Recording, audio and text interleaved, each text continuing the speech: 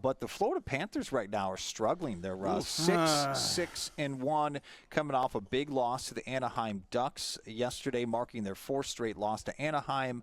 And during the game, Florida fell behind with 5 unanswered goals in the third period. Bobrovsky is not doing well. He's allowed 7 goals, a season high in Tuesday's loss. It was his 5th start in the last 6 games in which he allowed at least 3 goals. Are we worried right now about the Panthers, Pat?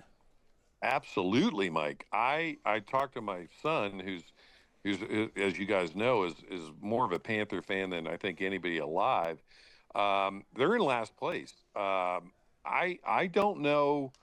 I don't know what's going on with this team. I know a lot of guys got paid, and sometimes you have a sort of a setback. Like guys just don't feel like putting in the effort and all that kind of stuff. But this is a very high quality team. This isn't a bunch of radical free agents that are completely me guys or anything like that. They're really a good team, and I really didn't think paying these guys was going to have any kind of a detrimental impact on them. Yeah, you mentioned Bobrovsky. He's getting older, and he a couple of years ago, 3-4 years ago, he had stretches like this where he gave up a lot of goals and a lot of bad goals. But I thought we were kind of over that. Now, being older, maybe it's just an age factor with him, but you never saw the Panthers. I don't even know if last year if they got beat 7-3 by anybody. Mm-hmm.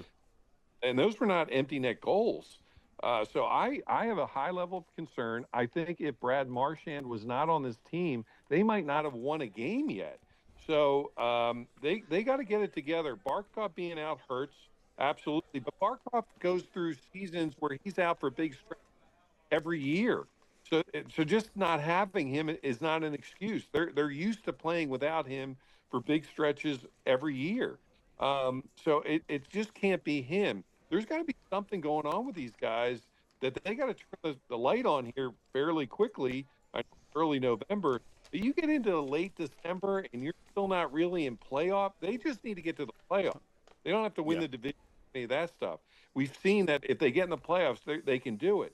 But you got to get into the playoffs. Yeah. You can't be 10, 12, 15 points out of the playoffs coming late December and then all of a sudden think you're just going to turn it on. There's a lot of teams that are playing good. Montreal, Pittsburgh, Philadelphia. There's a lot of teams that are playing good that you might have thought weren't going to be that good this year.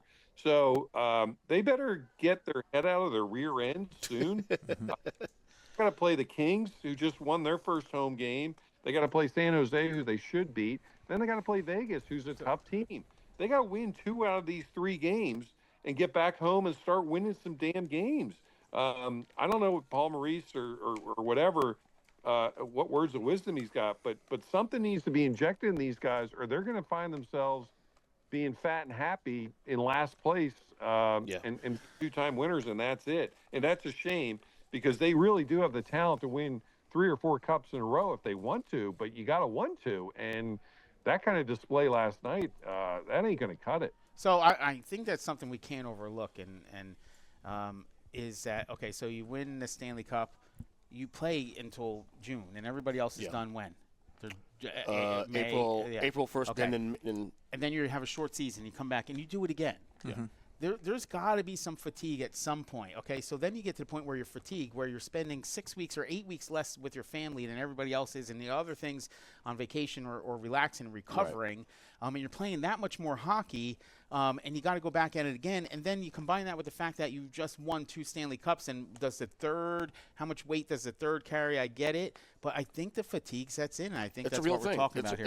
It's a real thing. It's a real thing, especially in the NBA too. Also, that's why you don't see as many dynasties anymore because it's the same situation. Yeah. And for context, real quick, they are right now in last place in the Eastern Conference now. Now, having said that, they're only 6 points away from first place in the East. So there's still a lot of figuring out there. There's still a lot of like positioning going on right now, 1 month into the season. So I'm not overly concerned yet. I said before the year started, the goal here for the Panthers is to forget about seeding, just get in. And look, this is the 4th year in a row.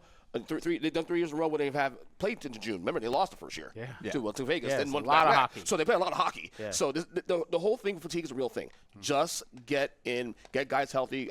Who's out now? Is Kachuk out till whatever? Yeah. So February? So once you get them back, I think they'll be fine overall. But is there concerns in the short term? Yes. Am I confident they'll turn it around? Also, yes. Yeah, I'm hoping for our hometown Panthers. I think all of us could agree we're Panther fans, and we're rooting for them to come back.